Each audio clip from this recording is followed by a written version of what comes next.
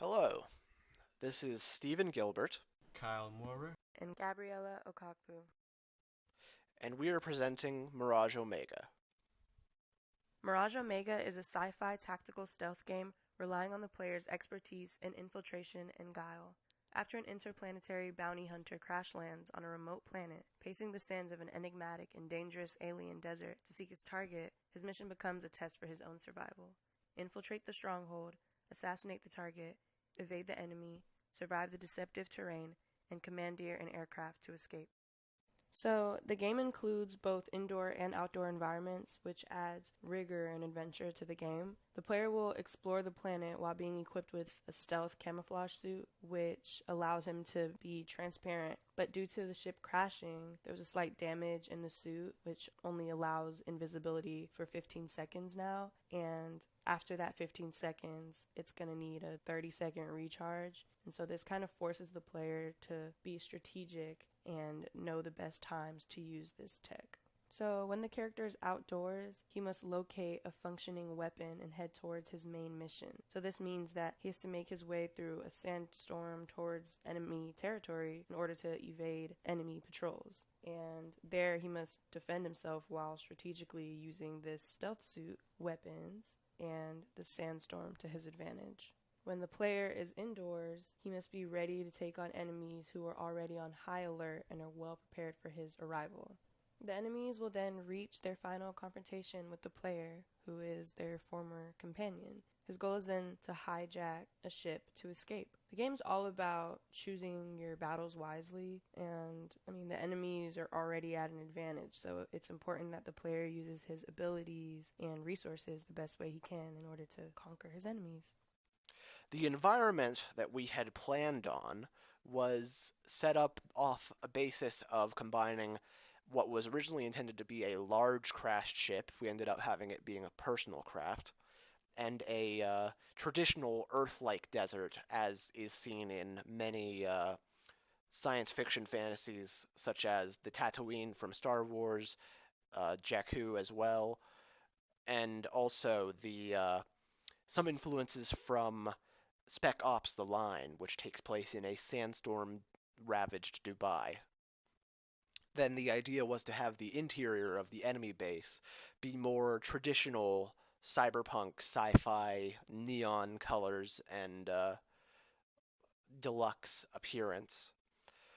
The end result was slightly divergent from this. We looked for a more alien planet than the more Earth-like deserts that were necessitated by the development of the Star Wars style, but I think we ended up with a very nice desert planet look and a wonderful skybox. The character mood board was inspired by some of my favorite childhood animes and video games, most notably Metal Gear Solid and The Guyver. We chose the Taipan motif in the upper left to fit the main character, because snakes are naturally known for being silent and elusive, yet quick and deadly. They are the revered, silent assassins of Mother Nature. This was also the animal motive of the main Metal Gear Solid series protagonists. Like Metal Gear Solid, Mirage Omega relies on the player's use of stealth and tactics, so most characters don armor to suit the environment, and some higher-ranking antagonists wear different colored armor. We pictured the enemies and the protagonist himself wearing either a type of advanced suit or biomechanical armor, as seen in the Guyver anime and many sci-fi games.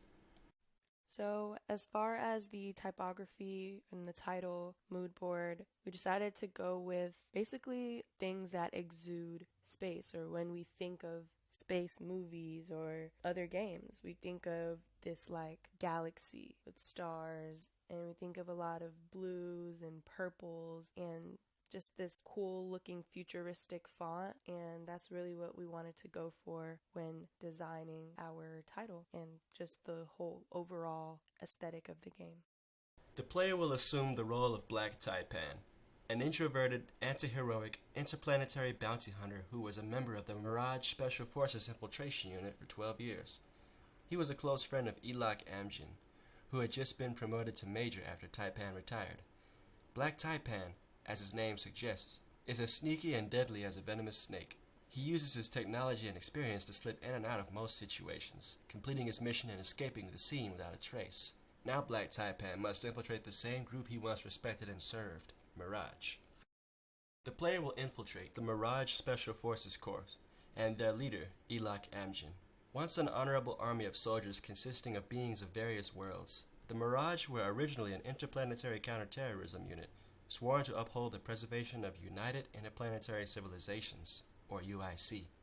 However, the leader, Okak, believed the time had come that Mirage went from exploring different planets to exploring new dimensions using a highly experimental hyperparticle technology.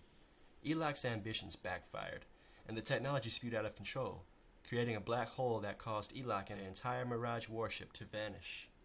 After being teleported across an infinite number of dimensions, twisting their minds and nearly ripping them apart, the ship reemerges after 7 years.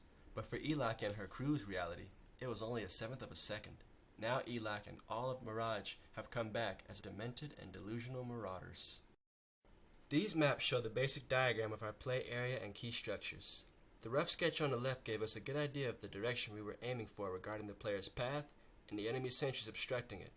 On the right, for the final map diagram, we used a bird's eye view of the level itself to give a better scope of the layout. There are several structures between the starting point and the enemy base for which the player has to take cover. However, some elements such as the location of enemies and the location of the key pickups are omitted.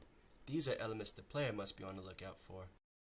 Our original scheduled goal before the pandemic hit is outlined here.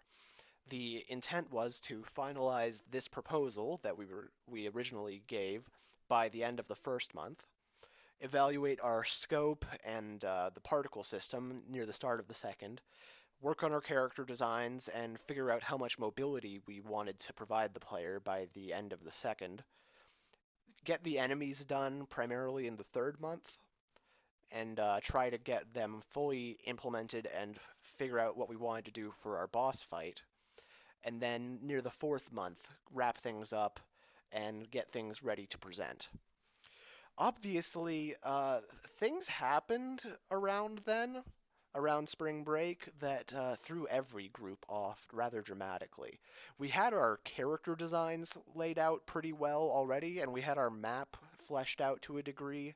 We had some work to do on hemming in the play area and further implementing the enemy base, but getting the gunplay to be fully implemented as we wanted, having the AI be custom built, and having more combat in general seemed like it wouldn't be quite as feasible as we had hoped. A fully fleshed out boss fight, for instance, was no longer really in scope. And the cutscenes and dialogue that we had planned were no longer a priority, although we ended up with a degree of them. And now we'll present the game itself. Please excuse the quality of the recording. After trying various settings with the OBS software, this was the best I could manage. The desktop computer I'm working on doesn't run Unreal nearly as well as those at the Georgia State Labs. But anyways, here we go. Black Taipan, this is Alpha Command. Do you copy? Over. Roger. This is Black Taipan. Wormhole insertion successful. Somewhat. I've crash landed on the enemy compound.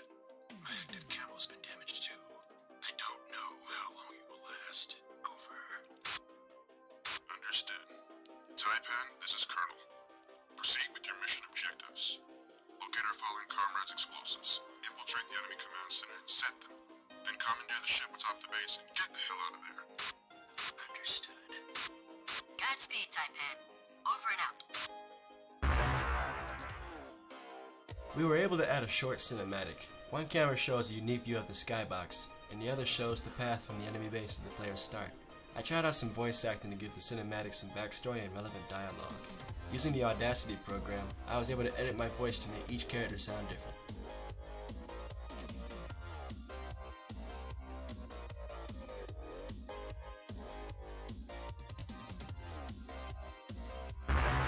You'll notice the beautiful effect that I learned with the help of a tutorial by YouTuber UnrealCG.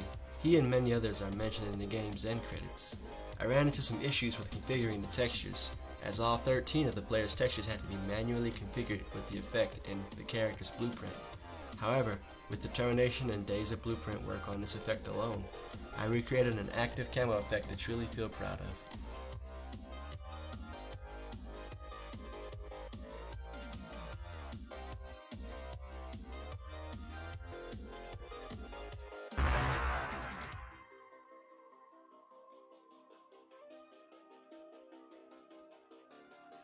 Since the player can't obtain firearms, Taipan must rely on what's left of his active camo, as well as hiding in the shadows and behind cover.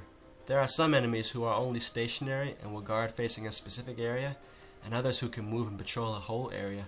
When indoors, the intense lighting renders Taipan's active camo useless, so the player must rely on either strategy or an all-out charge to complete the objectives.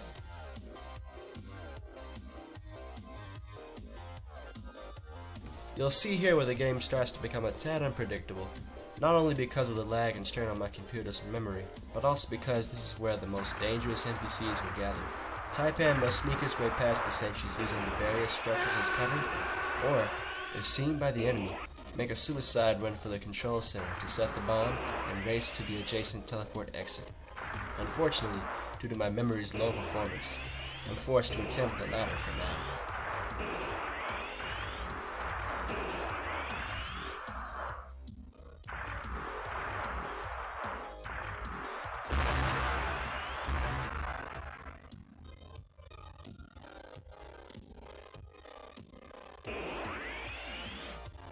Quite the challenge, but not impossible.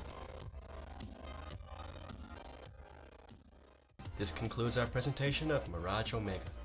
Thank you for your time.